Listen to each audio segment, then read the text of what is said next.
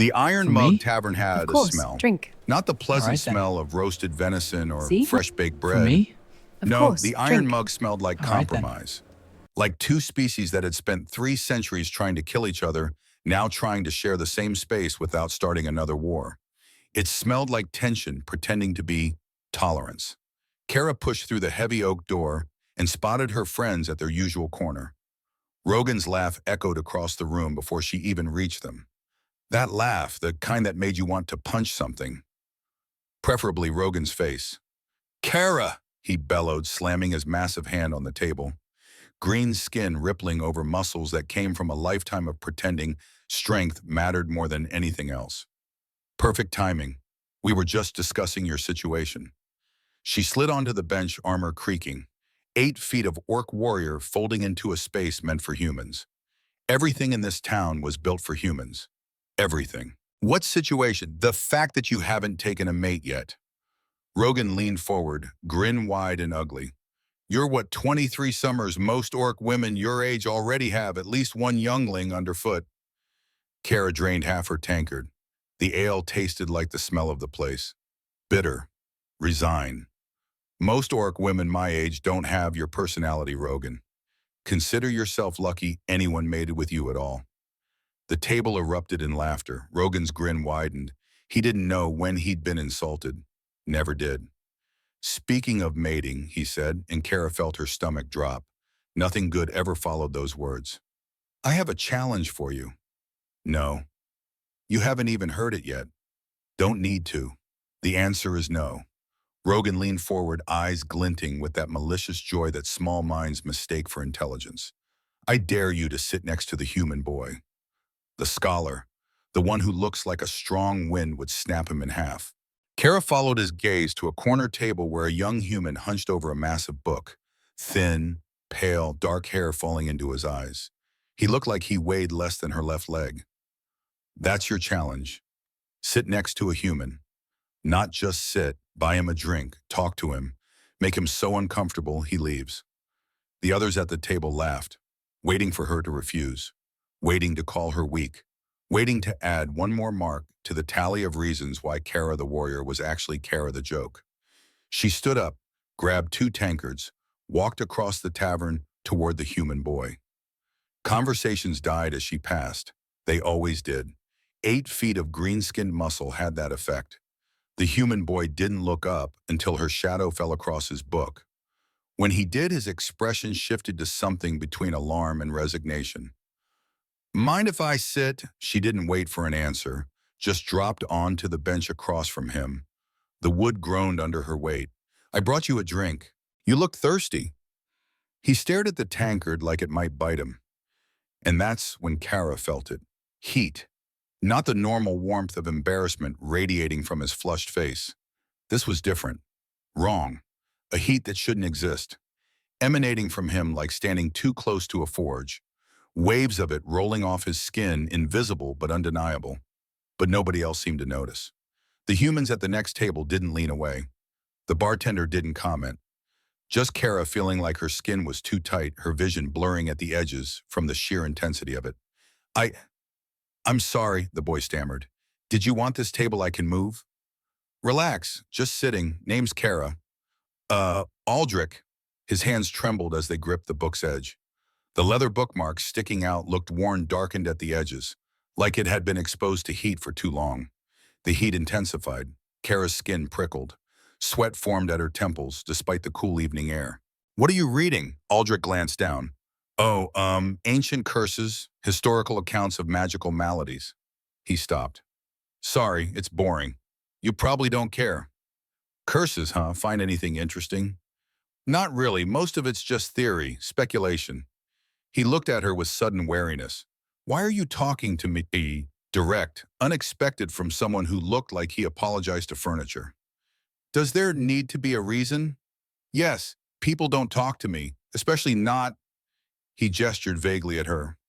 8 feet of muscle and green skin. From across the tavern, Rogan's laugh echoed, waiting for the joke's punchline. But Kara barely heard him.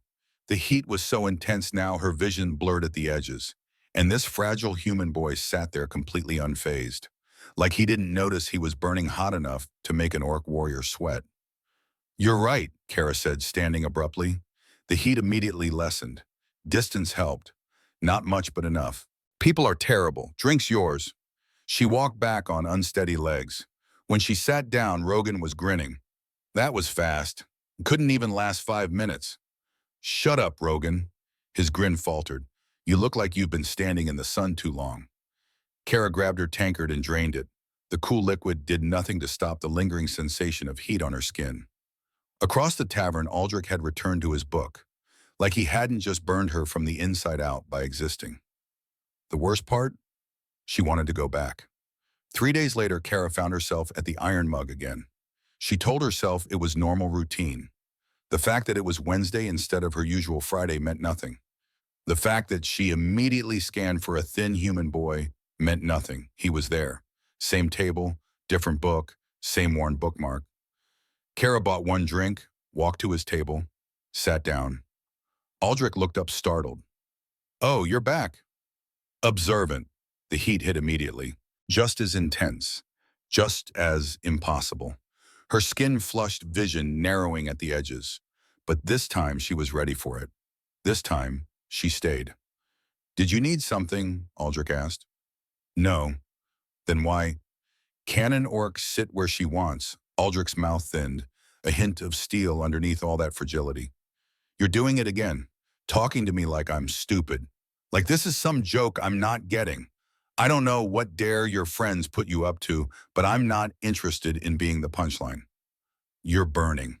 The words came out before Kara could stop them. Aldrich stopped. Blinked. "What?" "You're hot, like fire. Can you not feel it?" For a long moment, Aldrich just stared. Then something shifted in his expression.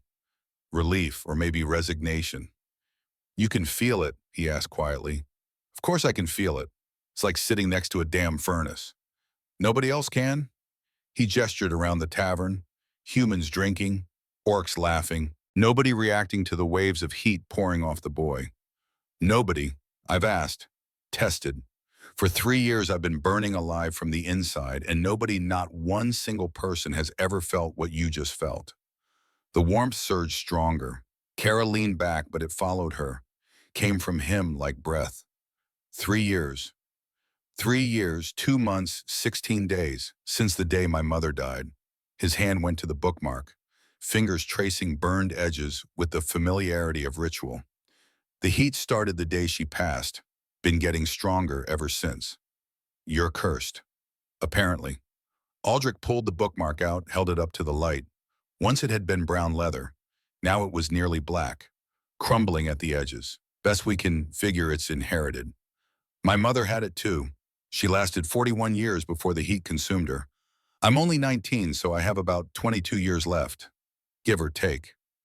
The casual way he said it made Kara's stomach twist. "And you're just okay with that? What choice do I have?" Aldrich looked at her properly for the first time. She saw exhaustion in his gaze, the kind that came from carrying something too heavy for too long. "I've read every book in this city, traveled to 3 others, consulted priests, healers, even a very drunk wizard who tried to sell me a rock. Nothing works. So yes, I'm okay with it, because being okay is better than spending my last 22 years terrified." The heat surged again, stronger. "Does it hurt?" Aldrich smiled, the saddest smile Kara had ever seen. "Every single day." She came back the next night, and the night after that. By the 5th visit, Mara, the one-eyed orc woman who owned the Iron Mug, stopped asking what she wanted, just had a tankard ready. "You're going to wear a path in the floorboards," Mara said one evening. "Mind your business. This is my tavern. Everything in it is my business." Mara leaned forward, her single good eye sharp. "That human boy, he's good people. Quiet, polite, tips well even though he clearly doesn't have money. So whatever you're doing, whatever game this is, I'm telling you now, stop giving him hope if you're just going to walk away." "I'm not doing anything. That's my point." Mara wiped down the bar with deliberate slowness. "You're an orc, Kara. We don't do things halfway. Either you're interested in that boy or you need to stop coming here every night." "I'm just curious about the heat." Mara snorted. Uh-huh. Well, be careful. Humans break easier than we do, in more ways than one. Aldrich didn't seem startled anymore when Kara's shadow fell across his table, almost like he'd been expecting her. Back again, he said. Not a question. Apparently, I don't know when to quit. The warmth washed over her. She'd almost gotten used to it, almost. Like standing near a fire long enough that you forgot what cold felt like. New book. Same topic, different author. Aldrich traced a finger down the page. Eastern Kingdom's legends about curses that burn from within. Most end with a cursed person bursting into flames and taking everyone with them. Cheerful. I specialize in cheerful. He glanced up. You know you don't have to keep coming back, right? Just because you can feel the heat doesn't mean you're responsible for it. Who says I feel responsible? Then why do you keep coming back? Good question. Kara had been asking herself the same thing for 5 nights. The truth sat in her chest like a stone. Heavy, uncomfortable, real. Maybe I like your company. Aldrich laughed, a rusty sound like he'd forgotten how. Nobody likes my company. I'm boring. I read about dead languages and forgotten curses. I can't swing a sword, can't hunt, can't even lift anything heavier than a book without my arms shaking. I'm the definition of useless in a world that values strength. You're not useless. I'm dying of a curse nobody else can feel. I'm the most useless person in this city. The fire inside him flared. Kara felt it in her bones. You're still here, though, she said quietly. Still fighting, still researching, still trying, even though you've accepted your fate. That's not useless. That's stubborn. And stubbornness is the most orc quality a human can have. Aldrich blinked. Did you just compliment me by calling me orc-like? In my culture, yes. That's, he trailed off. Thank you, I think. They sat in silence. The tavern noise swirled around them, but in their corner it was quiet. Just Kara and Aldrich, and the heat nobody else could feel. Can I ask you something? Aldrich said eventually. You just did. Can I ask something else? Kara gestured for him to continue. Why don't you pull away? His voice was soft. Careful. Everyone else does. When they sense something's wrong, even if they can't name it, they pull away. But you keep coming back. Keep sitting closer than anyone has in 3 years. Why? Kara looked at him. Really looked. At the dark circles under his eyes. At the way his fingers trembled, holding the book. At the bookmark so burned it looked ready to disintegrate. At the boy who was dying and had somehow made peace with it. Because you're burning, she said simply. And nobody should burn alone. Something in Aldrich's expression cracked. Just for a moment. Just long enough for Kara to see raw, desperate hope underneath all that resignation. The heat's getting worse, he said after a pause. Faster than it should. Colonel Thatcher, he runs the library. He thinks I might not have 22 years. Might be a lot less. The temperature around him spiked so strong Kara felt it in her bones. Then we'd better figure out how to stop it. You think I'm sitting here every night for the ambiance? Kara leaned forward. You said you've read every book in this city. What about orc texts, clan histories, shamanic records? Aldrich shook his head. I don't have access. Humans aren't exactly welcome in orc libraries. The war's only been over 30 years. Memories are long. Good thing you know an orc, then. You'd help me, really. Help you, I'm already here, aren't I? Kara stood. The heat lessened, but didn't disappear. It never did anymore. Tomorrow night, bring everything you've learned. I'll bring what I can find from my clan's records. Between your human knowledge and my orc resources, maybe we'll find something useful. Why? The question came out broken. Why are you doing this? Kara looked down at him, at this fragile human boy dying slowly, somehow accepting it with more grace than most warriors showed facing honorable death in battle. Because you shouldn't have to burn alone, she said, and because maybe I'm tired of people assuming orcs can't care about anyone outside their own kind. She walked away before he could respond, before the heat could make her dizzy enough to say something even more honest. Behind the bar, Mara was watching with that knowing look again. Kara ignored her, pushed out into the cool Montana night. The air felt too cold now. After the heat, after Aldrich. She made it 3 blocks before Rogan found her. You're really doing this, aren't you? He stepped out of an alley massive and imposing in the darkness. Every night with the human boy. Not your business, Rogan. It is when my brother starts asking questions. Kara stopped, turned. Your brother, Thane. Rogan wouldn't meet her eyes. He's been watching, heard about the human with the curse, got interested. The name hit Kara like a fist. Thane, Rogan's older brother, leader of the faction that still wanted war with humans. The orcs who believed the peace treaty was surrender. Interested how the way Thane gets interested in everything. Rogan finally looked at her. Fear in his eyes. Real fear. He thinks a curse that burns from within could be weaponized. A way to fight humans without breaking the treaty. Just accidents. Buildings burning. People dying. No orc hands directly involved. Kara's blood went cold. He wouldn't. You know he would. Rogan stepped closer. Kara, I know we give you shit. I know you think we don't respect you. But your clan, and I'm telling you now, stay away from that boy. Thane's already sent scouts. If they confirm the curse is real, they'll take him. And there's nothing you can do to stop it. Watch me. Kara, I said watch me. She turned, started walking toward the library, toward answers, toward Saturday morning and Colonel Thatcher and everything Aldrich had learned in 3 years of desperate research. Rogan called after her. You'll get yourself killed. Kara didn't turn around, just raised one hand, middle finger extended. The library smelled like old paper and older secrets. Colonel Edwin Thatcher looked up when Kara ducked through the doorway. 70 years old, Wickham. Ramrod's straight posture, despite the line's age, had carved into his face.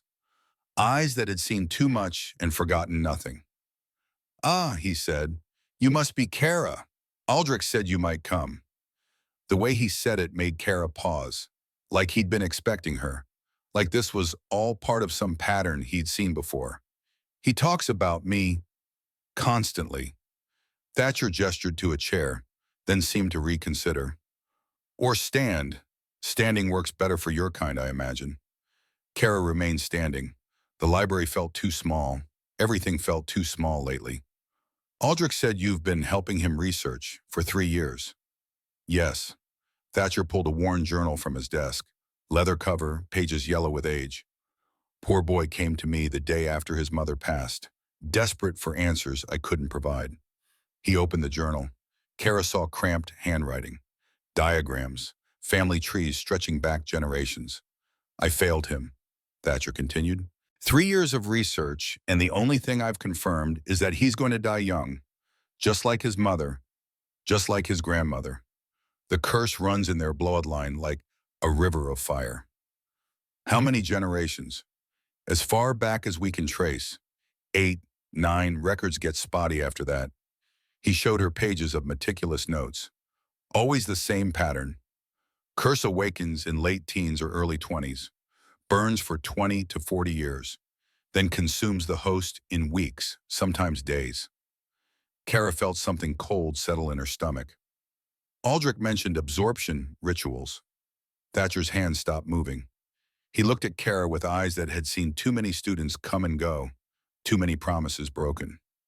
I know what you're thinking, he said quietly. I know what Aldrich is thinking. And I'm telling you now, absorption rituals are dangerous, unpredictable, almost always fatal to everyone involved. Almost. Almost isn't good enough when you're risking 2 lives instead of 1. But it's possible. Thatcher cleaned his glasses, put them back on, studied Kara like she was a problem he was trying to solve.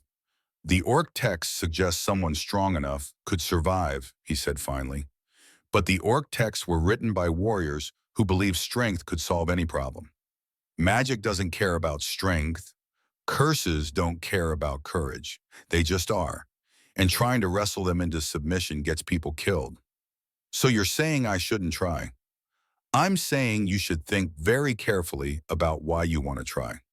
Thatcher stood, moved with the careful steps of a man who'd taken too many bullets. Aldrich is brilliant, kind, gentle. Everything this harsh world tries to beat out of people. I've watched him grow from a scared 16-year-old who just lost his mother into a young man who faces his own death with more grace than most warriors face battle. He paused. Let the words settle. And I've watched him be alone through all of it, Thatcher continued, invisible to everyone except me, until you. Your point, my point is this. Thatcher looked at her directly. You're the first person in 3 years who's made him feel seen, worth saving. And I think you need to ask yourself, are you doing this because you genuinely believe a ritual can work, or because you can't stand the thought of letting him die alone? The question hit harder than Kara expected, because she didn't know the answer. Does it matter? It matters if the ritual fails and you both die, Thatcher said. It matters if you survive and he doesn't. It matters if you take on his curse and spend the next 20 years burning the same way he has. He moved to a locked cabinet, withdrew a wooden box, set it on the desk between them. I've studied this curse longer than anyone alive, he said. The one thing I know for certain, it doesn't just burn the body. It burns everything: relationships, hope, the will to keep fighting.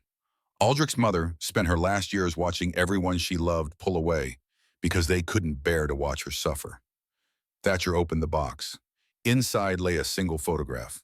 A woman, dark hair, holding a young boy, both smiling. That's her, he said. Sarah. She was one of my best students, brilliant scholar. When she got sick, when the heat started, I promised I'd help her. Find a cure. Save her. His voice cracked. Just slightly. I failed. And when she died, I promised I'd save her son. Keep him safe. Give him the answers she never got. Thatcher closed the box. And now I'm watching history repeat itself. Watching another person I care about burn. And you're asking me if you should throw yourself into that fire too. Kara stood silent. The library felt very small. I can't tell you what to do, Thatcher said. But I can tell you this: if you're going to risk your life, do it with your eyes open. Don't do it because you feel guilty. Don't do it because you think you owe him something. And don't do it because you want to be a hero. Then why should I do it? Thatcher looked at her for a long moment. Then he smiled, sad but real. Do it because when you look at that boy burning and you have the strength to help, you can't imagine doing anything else. Do it because it's who you choose to be. Not because of what anyone else thinks, not even him. He reached into his desk, pulled out a piece of paper, set it in front of Kara. Tomorrow morning, he said, 10 o'clock. Bring Aldrich. I'll show you what I've found, what his mother left behind, and then we'll see if there's any hope at all. Kara took the paper. An address, the library's rear entrance. Why are you helping?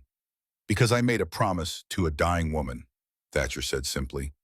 And because you're the first real chance I've seen in 3 years. The first person strong enough, stubborn enough. The first person who looked at Aldrich and saw someone worth fighting for. Kara left the library as the sun set over Montana. The mountains in the distance burned gold and red. Beautiful, deadly, like everything in this town. She found Aldrich at the iron mug. Same table, same book, same heat radiating off him like a living thing. We're going to the library tomorrow, she said without preamble. 10 o'clock. Colonel Thatcher has something to show us. Aldrich looked up, hope and fear warring in his features. Did he say what? No, but he thinks there might be a chance. A chance at what? Kara sat down. Let the heat wash over her. Familiar now, almost comforting. A chance that you don't have to burn alone. Sunday morning came cold and clear. Kara arrived at the library 5 minutes early. Aldrich was already there, looking pale, nervous. The heat shimmered around him in the morning light. Visible now, getting worse. Thatcher met them at the rear entrance. Led them to a back room Kara hadn't seen before. Shelves floor to ceiling, scrolls on every surface. A lifetime of research condensed into one small space. Sit, Thatcher said, then looked at Kara, or stand. She stood. Aldrich sat. Thatcher pulled out instruments, thermometers, devices Kara didn't recognize. I need to measure your heat levels, son, he said gently. It's been a week since the last reading. I need to see the progression. Aldrich held out his arm. Thatcher attached sensors, checked readings. His face went very still. What? Aldrich asked. What is it? Thatcher removed the sensors carefully, set them down, cleaned his glasses even though they didn't need cleaning. The acceleration, he said finally. It's worse than your mother's. Significantly worse. How much worse? Son, Thatcher's voice was gentle, the kind of gentle that came before terrible news. You don't have 22 years. Based on these readings, I'd say 6 months, maybe less. The room went silent. Even the heat seemed to still. Aldrich nodded slowly, like he'd been expecting this, like some part of him had always known. 6 months, he repeated, voice steady, too steady. Okay, okay. Kara felt something crack inside her chest. This boy, this brilliant, fragile boy, taking a death sentence with more dignity than she'd ever seen. How long have you known, she asked Thatcher. I suspected last week. These readings confirm it. He looked at Aldrich. I'm sorry. I promised your mother I'd save you, and I've failed. You haven't failed, Aldrich said quietly. You've given me 3 years of hope. That's more than most people get. Kara turned away, looked out the window at Montana spreading vast and empty. 6 months, half a year, spring to fall, beginning to end. She felt the heat behind her. Aldrich, burning. There's one more thing, Thatcher said. It's not my place to share this, but given the timeline. He pulled out a letter. Old, sealed with wax. Your mother left this, told me to give it to you when the time came. Aldrich took it with shaking hands, broke the seal, read in silence. Then he looked up at Kara, tears gathering but not falling. She knew, he whispered. Mom knew someone would come, someone who could feel the heat. She wrote, he swallowed hard. She wrote that I should trust them, let them help, because some burdens are too heavy to carry alone. Kara took the letter, read the elegant handwriting. My dearest Aldrich, if you are reading this, I'm gone. But I saw something in the flames before I left. A warrior, strong, brave, someone who feels what others cannot. When they come, and they will come, trust them. Let them carry what you cannot. Some fires are meant to be shared. Love always, Mom. The paper trembled in Kara's hands. She knew, Aldrich said again, 3 years ago dying, she saw you coming. Thatcher cleared his throat. There's something else you should know. Both of you.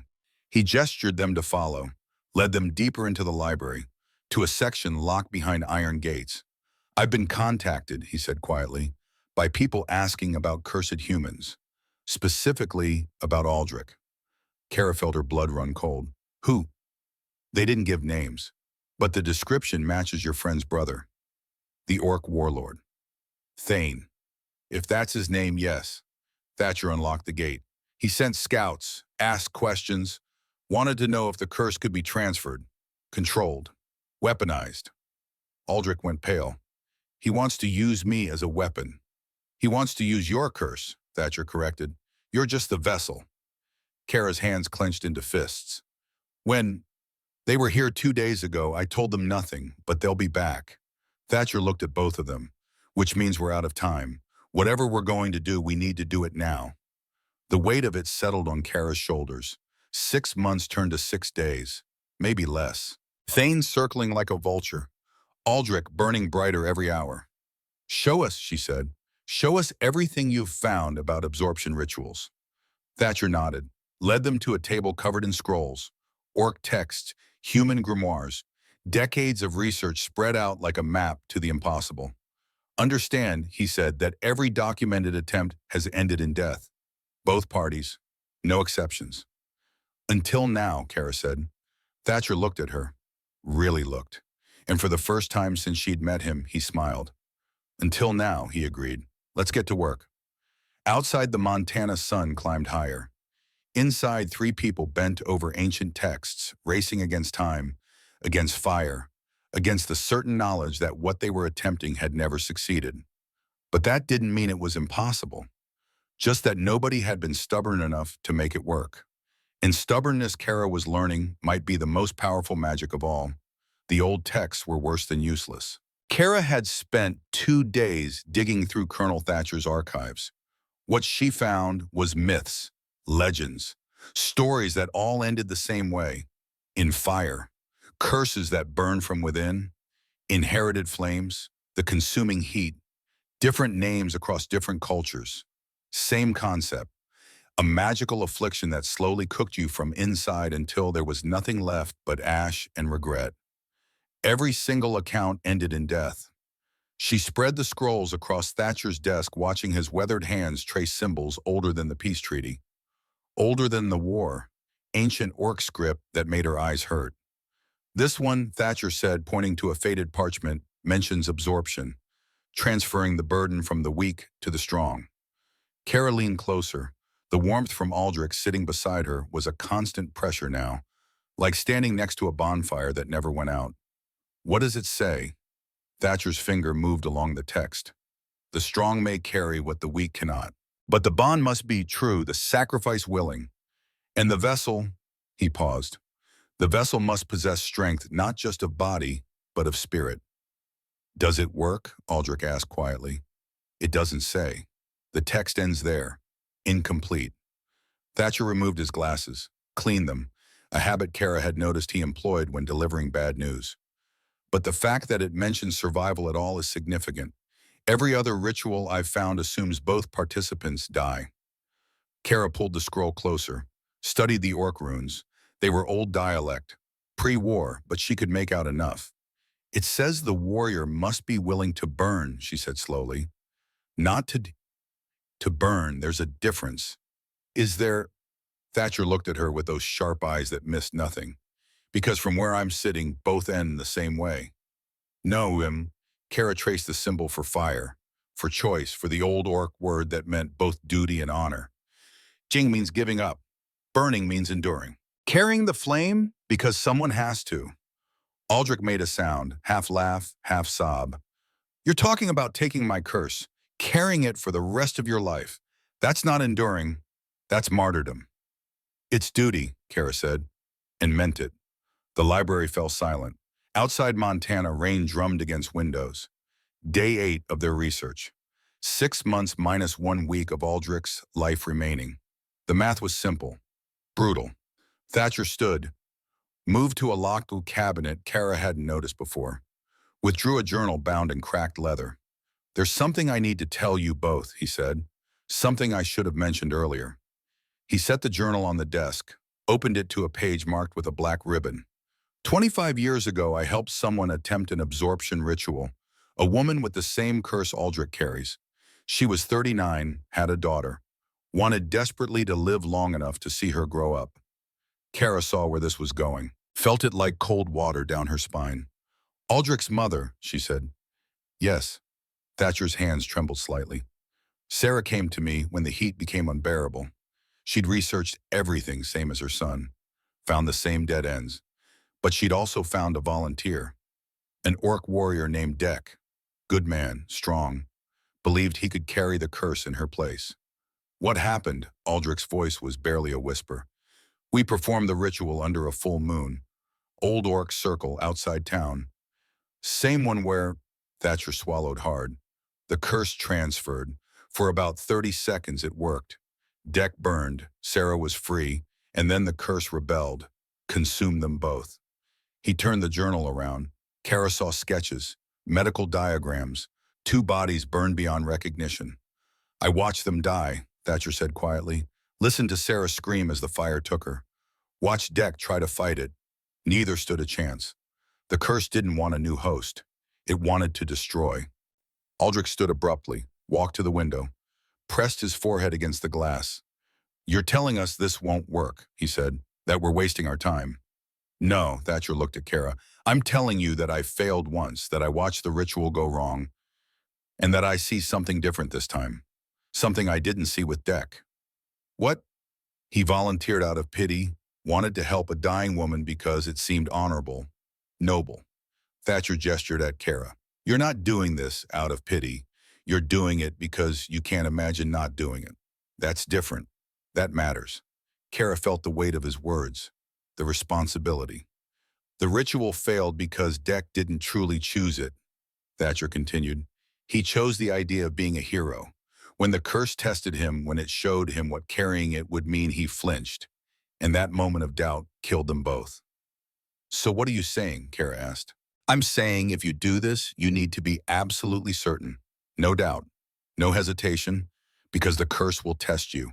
And if you fail that test, you'll both burn. The rain intensified. Thunder rolled across the mountains. Aldrich turned from the window. I won't let you die for me. Good thing it's not your choice, Kara said. Kara, I said it's not your choice. She met his gaze, desperate and trying so hard to be brave. You've spent 3 years carrying this alone. Now it's my turn to decide what I'm willing to carry. Week 2 bled into week 3. The research continued. Scroll after scroll, text after text, all pointing to the same impossible conclusion. Absorption could work, in theory, if the new host was strong enough, if the bond was true enough, if the choice was pure enough. Too many ifs. On day 15, Thatcher made a discovery.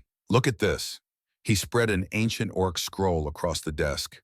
The parchment was so old it crackled. I found it in the restricted archives. Had to call in favors from the Orc Council. Kara studied the text. Old Orc, ceremonial dialect, the kind used for sacred rituals and blood oaths.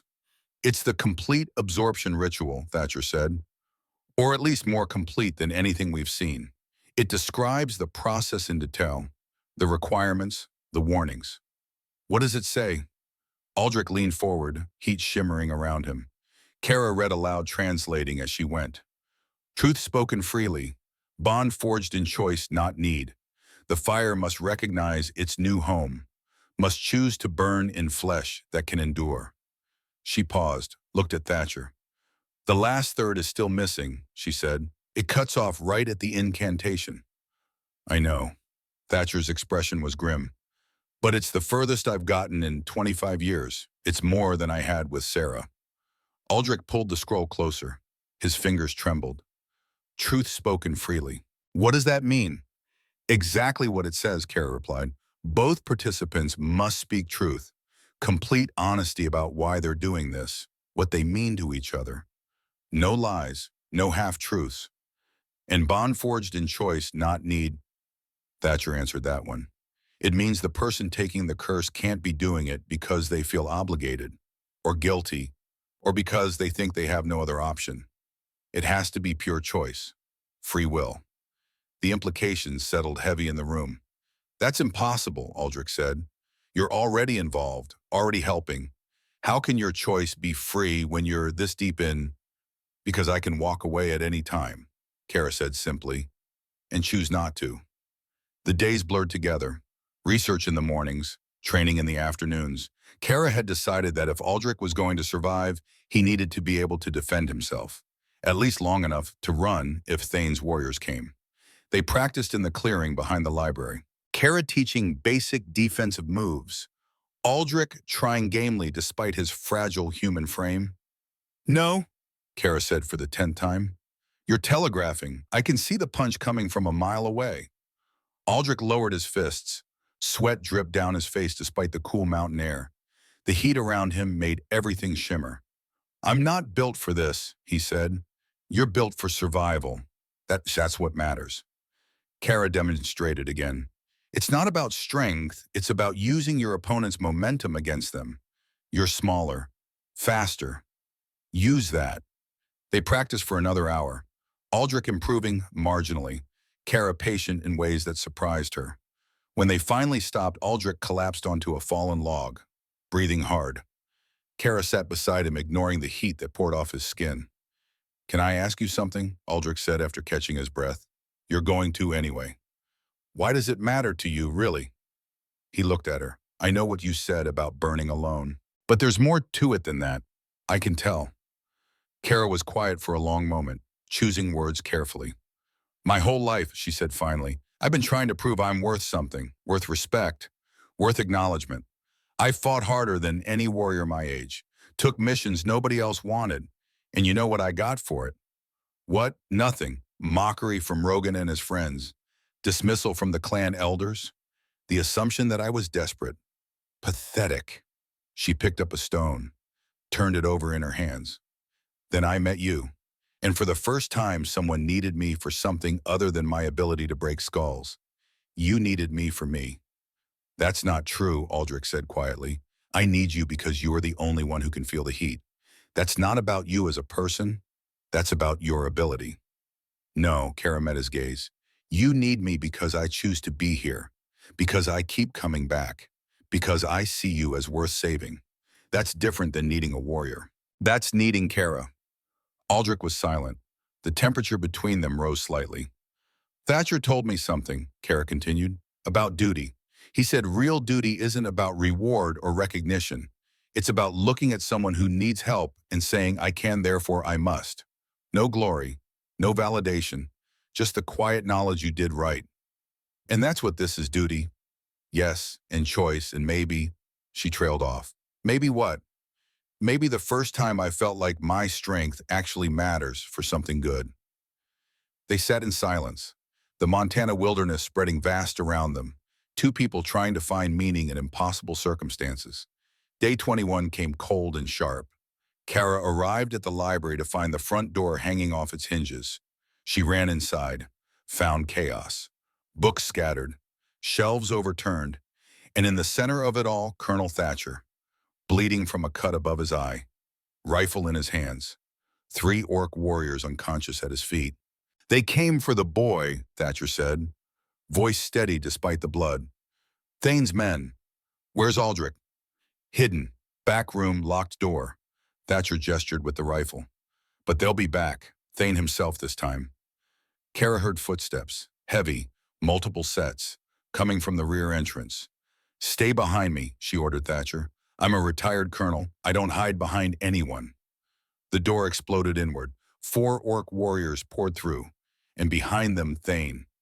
Rogan's brother was everything Rogan wasn't. Disciplined, focused, scarred from decades of combat. His gaze found Kara immediately. The warrior who plays with humans, Thane said, voice like gravel. Rogan told me about you, said you'd be trouble.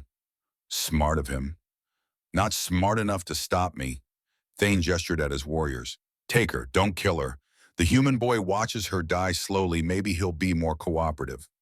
The warriors moved. Kara met them. The fight was brutal, efficient. Everything Kara had trained for her entire life condensed into 30 seconds of violence. She broke the first warrior's arm, shattered the second's knee. The third caught her in the ribs with a punch that cracked bone. She returned it with an elbow that broke his jaw. The fourth warrior pulled a knife. Thatcher's rifle barked. The warrior went down. Thane laughed. An old man with a gun. How perfectly human. He moved fast, faster than Kara expected, caught Thatcher's rifle, ripped it away, backhanded the colonel across the face. Thatcher went down hard. Didn't get up. Kara roared, threw herself at Thane. They met in the center of the library like 2 avalanches colliding. Thane was stronger, more experienced. But Kara was desperate, and desperation made her dangerous. They traded blows, broke furniture, shattered windows. Kara felt ribs crack, tasted blood, didn't stop. She got Thane in a chokehold. He flipped her over his shoulder. She landed hard, rolled, came up swinging. The fight raged, neither giving ground, neither asking quarter. Then Aldrich emerged from the back room. Stop, he said, voice quiet but clear. I'll go with you, just stop hurting them. Thane released Kara, turned to Aldrich, smiled. Smart boy, I like smart. He gestured to his remaining conscious warrior. Take him. No. Kara struggled to her feet. You don't get him. I already have him. Thane looked at Aldrich, at the heat shimmering around the boy. Look at that. Beautiful, deadly, exactly what I need. For what? Aldrich asked. War boy, real war, not this pathetic peace we're pretending at. Thane circled him like a predator. Imagine it. Humans burning from the inside. Buildings catching fire with no accelerant, no evidence. Just orcs walking away while flesh and stone turned to ash. I won't help you. You won't have a choice. The curse doesn't care about morality. It just burns. Thane gestured to his warrior. Take him. We leave in 7 days. Need time to prepare the extraction. Extraction, Kara forced the word through split lips. The ritual that rips the curse from its host while they're still alive.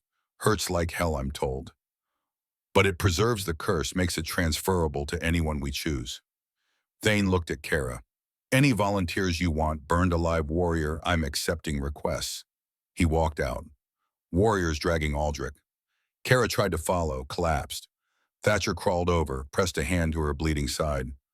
Hospital, he said. Now. Can't. Have to. Aldrich. 7 days, Thatcher reminded her. He said 7 days. We have time. Kara's vision blurred. 7 days. 1 week. The full moon. The ritual, she gasped. We do it before Thane comes back. You can barely stand. Then help me stand. Thatcher looked at her, this old soldier who'd seen too much death, who'd failed once and carried that weight for decades. All right, he said. All right. Let's save the boy. The hospital kept Kara for 12 hours.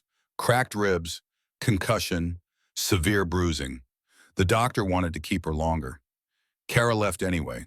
Thatcher picked her up outside, drove her to a small house on the edge of town. My place, he explained. They'll be watching the library. We plan here. Inside, Aldrich sat on a worn couch, looking pale, shaken, but alive. They let you go, Kara asked. Thane did. Said he wanted me scared, wanted me thinking about the extraction for a week before he came back. Aldrich's hands trembled. He described it in detail, what it would feel like, how long I'd last.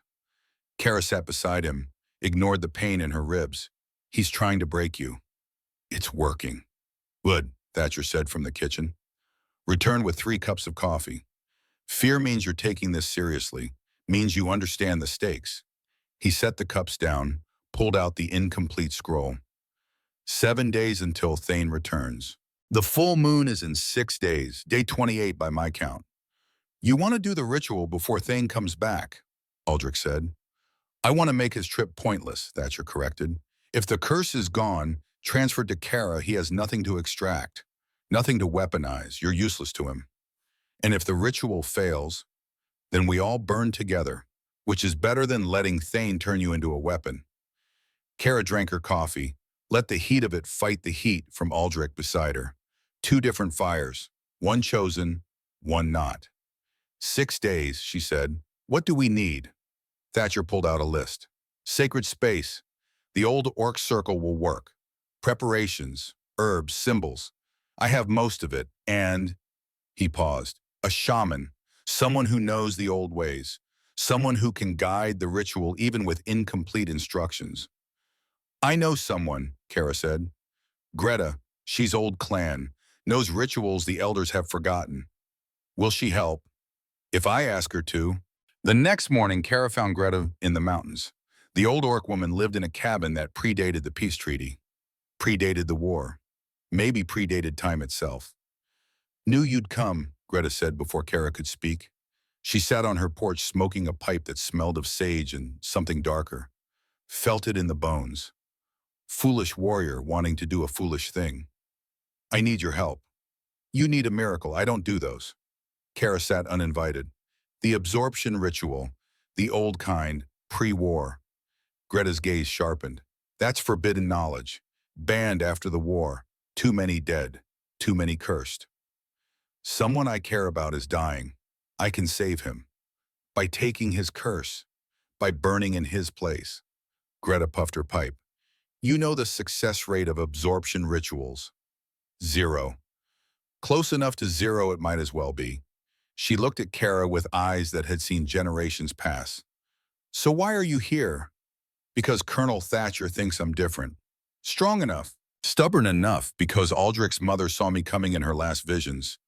Because I choose this. Choice, Greta laughed, bitter and old. You think choice matters to curses. They don't care about your nobility. They care about flesh. About burning. Then teach me to burn properly. Greta was silent for a long time. Then she knocked out her pipe, stood with the creaking of ancient joints. 3 days, she said. I'll prepare you, cleanse you, teach you what the ritual demands. But I'm not promising success. I'm not even promising you'll survive. You understand? Yes. Good. Honesty. You'll need that. Greta gestured to her cabin. Inside. We start now, and girl, leave your pride at the door. Where you're going, it won't help you. The 3 days of preparation were harder than any battle Kara had ever fought. Greta pushed her to the edge of breaking. Fasting, meditation, brutal self-examination. The curse will test you, Greta explained on the first day. Show you every fear, every doubt, every selfish thought you've ever had. And if it finds weakness, it will exploit it, consume you. They sat in Greta's cabin, incense burning, the old shaman's eyes never leaving Kara's face. So I purged the weakness, Kara said. You acknowledge it, accept it, face it without flinching. Greta leaned forward. You can't eliminate fear. You can only choose to act despite it. That's what the curse needs to see. Not fearlessness, courage. The next 2 days blurred into exhaustion. No food, little sleep, constant interrogation from Greta. Why are you doing this? Because Aldrich is dying. Not good enough. Why do you care? Because he needs me. Still not good enough. People need warriors all the time. You don't absorb curses for them. Why this boy? Kara struggled to articulate it. The feeling that had grown over weeks of sitting in that tavern. The heat that had become familiar. The quiet conversations about curses and death and the price of living too fast. Because when I'm with him, she said finally, I feel like I matter for something other than violence. Like my strength has purpose beyond breaking things. Like I'm worth something as Kara, not just as a warrior. Greta nodded slowly. Better. True. Hold on to that truth when the curse comes. Day 27 arrived. Tomorrow was the full moon. Tomorrow was the ritual. Thatcher arrived at Greta's cabin with Aldrich. The boy looked exhausted. The air around him shimmered constantly now, visible even in daylight. It's getting worse, Thatcher said quietly, accelerating faster than I calculated. If we don't do this tomorrow, we might not get another chance. Greta studied Aldrich, walked around him in a slow circle. This is the cursed one, she said, not a question. Boy, you know what this ritual requires. Truth, Aldrich replied, and choice, and pain for both of you. The curse won't leave without a fight. She looked at Kara. You're as ready as you'll ever be, which isn't very, but it'll have to do. That night, Kara couldn't sleep. She found Aldrich outside Thatcher's house, sitting on the porch, staring at the mountains. Can't sleep either, she asked. Too many thoughts. He didn't look at her. Kara, you don't have to do this. I've made my peace with dying. You don't owe me your life. I'm not doing this because I owe you. Then why? She sat beside him. Let the heat wash over her one more time before everything changed. Because tomorrow, she said, when I stand in that circle and the curse asked me why I'm choosing this, I need to have an answer. A real one. Not about duty or honor or any of the things I'm supposed to say. And what's the real answer? Kara looked at him, this fragile human boy who'd somehow become the center of her world in 3 weeks. The real answer is that you're burning, she said, and I have the strength to carry that fire. And when you have the ability to help someone and you choose not to, you're not being cautious. You're being cruel. And I'm a lot of things, Aldrich, but I'm not cruel. He was quiet. Then he pulled out the burned bookmark, his mother's bookmark, nearly ash now. She left this for me, he said, with a message burned into the back. Old Orc script. Took me years to translate. He held it up to the moonlight. Kara saw the faint words etched into crumbling leather. What does it say? When one comes who feels the fame, trust her choice. She carries what we cannot. Aldrich's voice cracked. My mother knew. 3 years before you sat down at that table, she knew you'd come. Kara took the bookmark gently, felt the heat still lingering in the leather, felt the weight of prophecy and choice, and the impossible burden of living up to a dead woman's vision. Then I'd better not disappoint her, she said. Dawn came cold and clear. Day 28, full moon tonight. They gathered supplies, drove to the old Orc circle in Thatcher's truck. Rogan met them there, looking nervous. Guilty. I'm sorry, he said to Kara, about Thane, about everything. You're doing something I could never do. That's real honor. Kara nodded, accepted it, moved past it. The stone circle stood ancient and patient, waiting for one more ritual, one more impossible attempt at changing fate. Greta began drawing symbols in the dirt, mixing herbs, muttering an old orc that made Kara's skin prickle. Thatcher checked and rechecked his notes, making sure every detail matched what the incomplete scroll required. And Aldrich stood in the center of it all, heat shimmering, waiting. Tonight, Greta said as the sun set, when the moon rises full, we begin. Kara looked at the mountains, at Montana spreading vast and empty, at the sky turning gold and red. Last sunset before everything changed, last moment of being just Kara, unburned, uncursed, ordinary. She breathed it in, held it, let it go. I'm ready, she said, and meant it. The full moon rose over the stone circle on the evening of day 28, casting silver light across ancient stones that had witnessed countless rituals and countless failures. Kara stood at the edge of the ancient ring, stones worn smooth by centuries of wind and rain, symbols carved into granite by orcs who believed in powers older than peace or war. This was sacred ground, dangerous ground, the kind of place where the barrier between what was and what could be grew thin enough to breach. Greta moved through the circle with practiced efficiency, spreading herbs, lighting fires in brass bowls positioned at cardinal points, her hands steady despite their age. She'd seen this attempted before, watched it fail before. The weight of that knowledge hung heavy in the mountain air. Colonel Thatcher sat on a fallen log outside the circle, ribs still wrapped from Thane's beating, rifle across his knees. He wouldn't leave, wouldn't miss this. 25 years he'd waited for a second chance, a chance to keep the promise he'd made to a dying woman. Rogan stood guard at the tree line, massive and silent, watching for his brother, for Thane's warriors, for the violence that always came when power and desperation collided. And in the center of it all, Aldrich waited. The heat shimmering around him was visible now. Undeniable, like standing near a furnace with the door open. The curse had grown stronger in the past week, accelerating toward its inevitable conclusion. Flesh could only burn so long before it became ash. It's time, Greta said. Her voice carried the weight of ritual, of words that once spoken could not be unspoken. Warrior, step into the circle. Kara moved forward, each step deliberate, final. She crossed the boundary marked in ash and salt, felt something shift. The air grew heavier, charged with potential and danger in equal measure. Sit. Greta gestured to symbols drawn in the dirt, concentric circles, old orc runes for fire and choice in the binding of souls. Kara sat.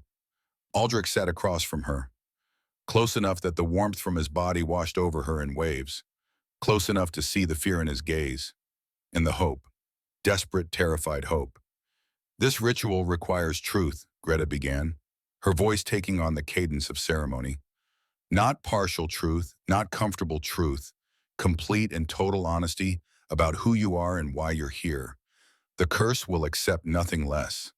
She pulled out a ceremonial knife, old iron, handle wrapped in leather darkened by countless rituals. Blood first, to bind, to seal, to show the curse that both of you consent to this madness. She cut Aldrich's palm first. He didn't flinch, just watched the blood well up dark against his pale skin. Then Kara's palm. The blade bit deep, pain sharp and clean. Join hands. Let your blood mix. Let the curse taste both of you. Kara reached across the circle, took Aldrich's hand. Their blood mingled, warm and wet and binding. The temperature intensified immediately. Kara felt it slam into her like a physical force. Her vision blurred, her breath caught. Don't let go, Greta commanded. No matter what you feel, no matter what you see, hold fast. Kara gripped harder. Aldrich's hand trembled in hers. Now speak, Greta said. Boy first, tell her why you're doing this, why you accept this sacrifice. Aldrich swallowed hard. When he spoke, his voice shook. I'm doing this because I want to live, because for 3 years I've been dying and everyone walked away. Couldn't handle watching me burn, couldn't handle the reminder that death comes for all of us, some faster than others. But you didn't walk away. You sat down, came back, made me feel like maybe I was worth more than the curse eating me alive. He squeezed her hand, blood dripping between their fingers. I'm accepting this because you're the first person who made me want to fight, who made tomorrow feel like something worth surviving for. Not because you pitied me, but because you saw me, really saw me, and chose to stay anyway. The fire around them flared. The symbols in the dirt began to glow with soft green light. Warrior, Greta said, your turn. Tell him truth. Why are you here? Kara looked at Aldrich, at this boy who'd somehow become her purpose in 3 weeks. I'm here because my whole life I've been trying to prove I matter, she said, voice steady despite the fear coiling in her gut. Prove I'm more than just muscle, more than just a weapon the clan points at problems. When I sat down at that table, it was supposed to be a joke. Proof I could do what they dared me to do. She paused, let the truth rise. But then I felt the heat, and I realized you were dying, and nobody cared, nobody even noticed. And I thought if I could help, if I could use my strength for something other than breaking things, maybe I'd finally feel like I was worth something. The glow intensified, spreading from the symbols up through their joined hands.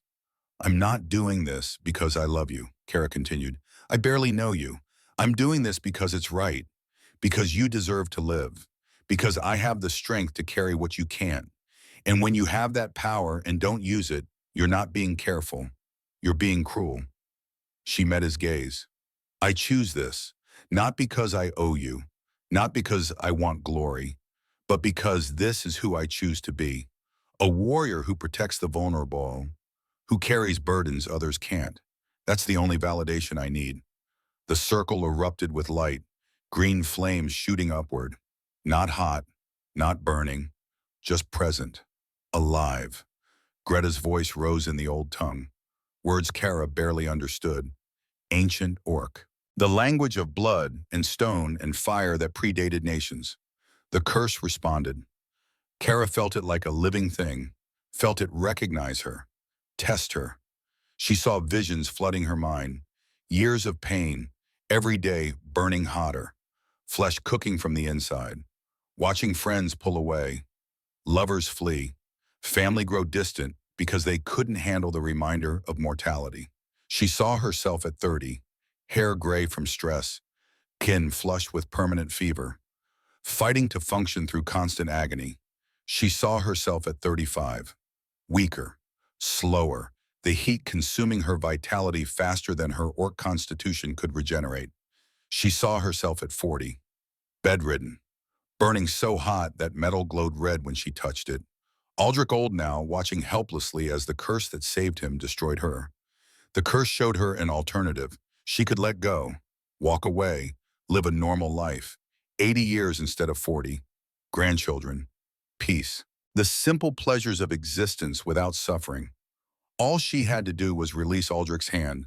The temptation was visceral, real. Her fingers loosened slightly. Aldrich felt it. Kara, if you want to stop. No. She gripped harder. Stared into the vision the curse was showing her. I choose this, she said to the fire, to the curse, to whatever ancient magic was testing her will. I see what it costs, I understand the price, and I choose it anyway, because the cost doesn't make the choice less worthy. It makes it more worthy. She thought of Colonel Thatcher, of his words about duty. I'm not doing this to be a hero, she said. Heroes get songs, get statues. I'm doing this because when I look at this boy burning and I have the strength to help, I can't imagine choosing anything else. That's not heroism. That's just being decent. The curse hesitated. She felt it weighing her, measuring. Then Aldrich spoke. Not to Kara, to the curse itself. She's stronger than me, he said, voice clear. Stronger than my mother. Stronger than anyone in my bloodline for 8 generations. If you need to burn in someone who can withstand it. Someone who chose this with eyes open. Someone worthy. The curse decided. It slammed into Kara with the force of an avalanche. Every nerve ignited, every muscle screamed. Fire poured through her veins like molten metal.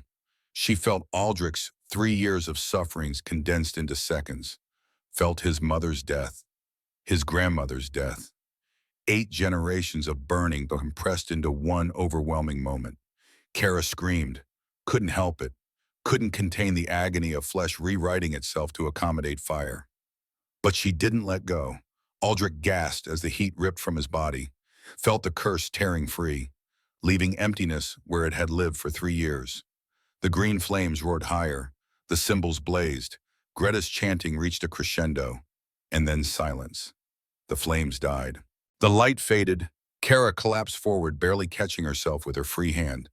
The heat was inside her now, coiled in her chest like a living coal. Not the wildfire it had been in Aldrich, but contained, controlled, still burning but burning in flesh that could endure. Aldrich stared at his hands. The shimmer was gone. The heat was gone. For the first time in 3 years, he looked normal. Healthy, like someone had lifted a crushing weight, and he was remembering what it felt like to stand upright. It worked, he breathed. Kara, it actually worked. Kara tried to speak.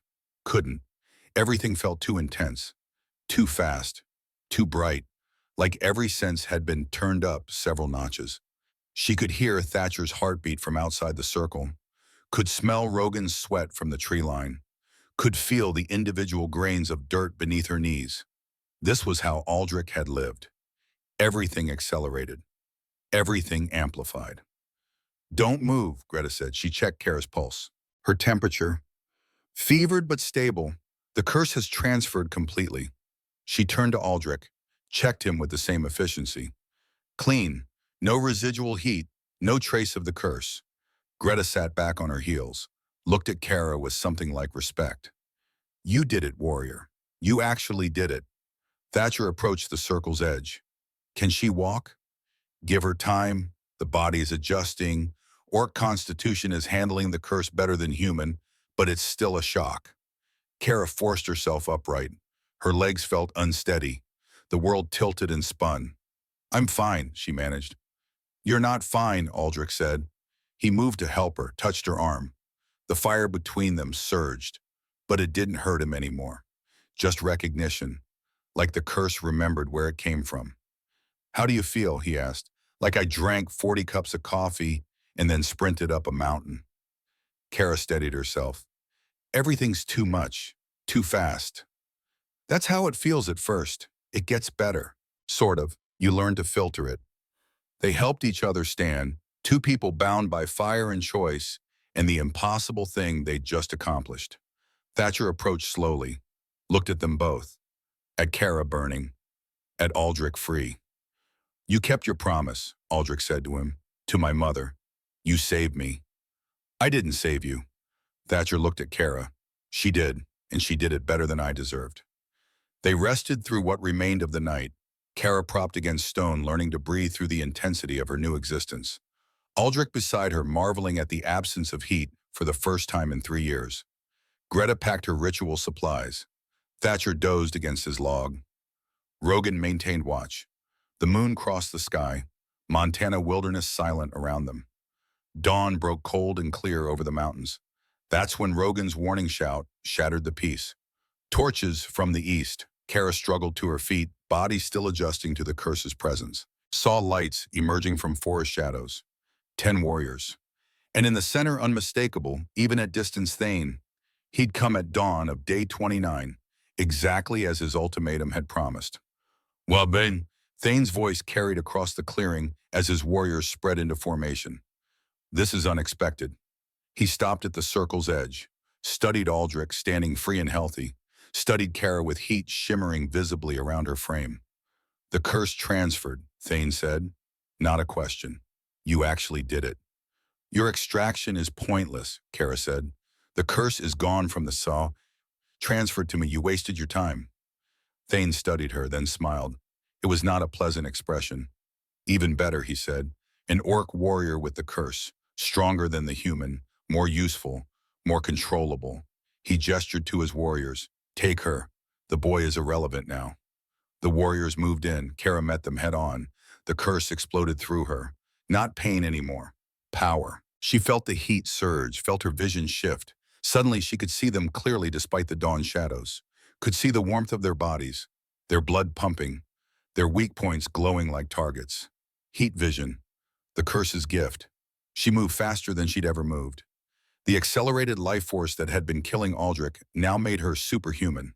She flowed between warriors like water, like fire.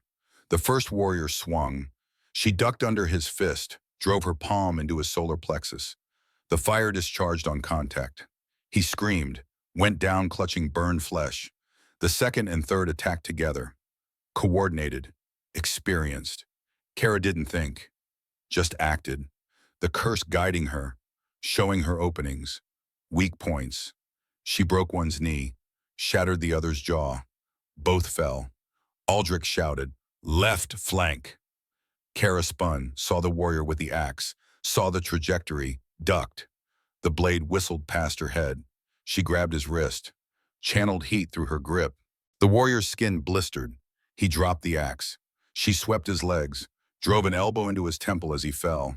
4 down, 6 to go. Thatcher's rifle barked. A warrior dropped, clutching his leg. Rogan charged from the tree line, grabbed another warrior, threw him into a tree with a sickening crack. Aldrich moved with surprising competence, the training Kara had given him showing. He wasn't fighting, just surviving, dodging, using the environment, leading warriors into each other. Kara and Thane met in the center. He was bigger, stronger, more experienced, but she was burning. And the curse made her dangerous in ways she was only beginning to understand. They traded blows, each impact sending shockwaves through Kara's bones. She felt ribs crack, tasted blood, didn't slow. Thane caught her in a hold, lifted her, slammed her into stone. Kara's vision blurred, the fire surged. She grabbed his face, discharged everything she had. Thane screamed, his skin blistered, burned. He dropped her, staggered back. Kara rose, hands smoking, the curse blazing inside her like a furnace. "You wanted a weapon," she said. "Here I am." She hit him with everything, fast combinations, brutal efficiency, the curse accelerating her movements, making her impossible to predict. Thane fought back, landed crushing blows, but Kara endured. The orc constitution combined with the curse's intensity made her resilient beyond reason. Finally, Thane went down. Kara straddled him, hand pressed to his throat, heat building. "I could kill you," she said, "burn you from the inside like you wanted to do to innocents, like you wanted to weaponize this curse." Thane laughed, blood on his teeth. "Then do it. Prove you're the monster I said you were." Kara hesitated, felt the curse urging her, wanting to destroy, to consume. She thought of Colonel Thatcher, of duty without glory. She pulled back, released him. "No," she said, "you don't get to make me into what you are." She stood, burned a mark across his face with one finger. Deep, permanent, a scar that would never fade. "Tell everyone," she said, "tell them Kara the warrior chose mercy. Tell them honor still exists. Tell them the curse serves me, not the other way around." Thane's remaining warriors helped him up. They retreated into the forest, broken, defeated. As they fled, Thane dropped something. A scroll, old parchment sealed with wax. Aldrich picked it up, broke the seal, read. "It's about the curse," he said, "where it came from. There's a monastery, Appalachian Mountains. They have records, original sources." He looked at Kara. "The curse isn't a disease. It's ancient orc battle magic, created deliberately. Went wrong." "Battle magic," Thatcher approached. "That would explain why it's so resistant to cures. You can't cure something that was designed to exist." "But maybe we can transform it," Greta said. She'd been watching from the circle. "Battle magic can be repurposed, changed. The monks might know how." Kara felt the curse burning in her chest, felt the years it would take from her life, the pain it would bring, but also the power, the purpose. "Then that's where we go," she said. "Find the source, learn what this curse was meant to be, maybe even find others who carry it." The weeks that followed blurred together in a haze of learning and adapting. Kara trained with Greta every morning, learning to control the curse, to dim the heat when needed, let it flare for defense, use it as tool rather than burden. Aldrich stayed close, teaching her techniques he'd developed over 3 years. Meditation, focus, ways to filter the overwhelming sensory input that came with accelerated existence. They became partners, not romantic, something deeper.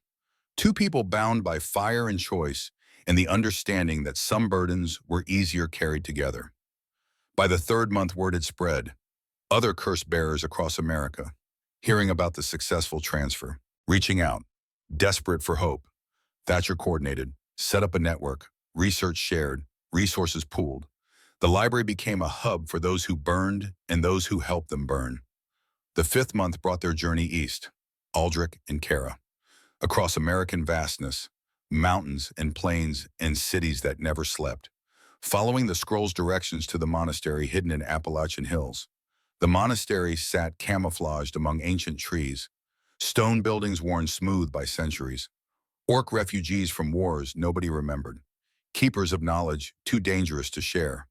The eldest monk met them at the gate, ancient even by orc standards, eyes that had seen empires rise and fall. "The burning curse," he said without preamble. "You carry it now, warrior. I can feel it from here." He led them to a library that made Thatcher's archives look like a closet, scrolls floor to ceiling, texts in languages dead for millennia. It was created as a weapon, the monk explained. Orc warriors who could burn enemies from within. Live fast, fight hard, die gloriously. He showed them diagrams, the original ritual, the intended purpose. It backfired. The warriors burned too fast, couldn't control it, died in months instead of serving for decades. The project was abandoned, but the magic persisted, spread through bloodlines, became hereditary. "Can it be removed?" Kara asked. "No, but it can be transformed." The monk touched her chest, felt the heat. "You carry it in orc flesh. That's rare. Most bloodlines are human now, diluted. But you're strong enough to reshape it." They spent weeks at the monastery, learning, training, Kara discovering she could channel the curse into protective barriers, healing warmth rather than destructive heat. The fire that had killed could also preserve. The seventh month brought them home. Montana welcomed them back with the first snows of early winter. The iron mug stood warm and inviting against the cold. Smoke curling from its chimney, light spilling from windows. The tavern erupted when they entered. Orcs cheering, humans applauding. Mara behind the bar with tears in her good eye. Rogan stood, raised his tankard, voice carrying across the sudden silence. "To Kara," he said, "who showed us what real honor looks like. Who proved that strength means carrying burdens you don't have to carry. Who saved a life when all of us walked past." The tavern echoed. "To Kara." She sat at their old table, Aldrich beside her, the warmth between them controlled now. Purposeful, Colonel Thatcher joined them, moving easier now that his ribs had fully healed. "You kept the promise," Aldrich said to him, "to my mother." "No." Thatcher gestured at Kara. "She did. Better than I deserved." Kara pulled out 2 leather bookmarks. The original Aldrich's mother's cool, now preserved, and new ones they'd made together during their travels. Hers still burning, his keep going. 5 more curse bearers contacted us, Aldrich said. "Pennsylvania, Virginia. We leave next week." "How much time do we have?" Mara asked gently. "Riley." Kara felt the curse burning steady in her chest, felt the years it would take, the price she'd chosen to pay.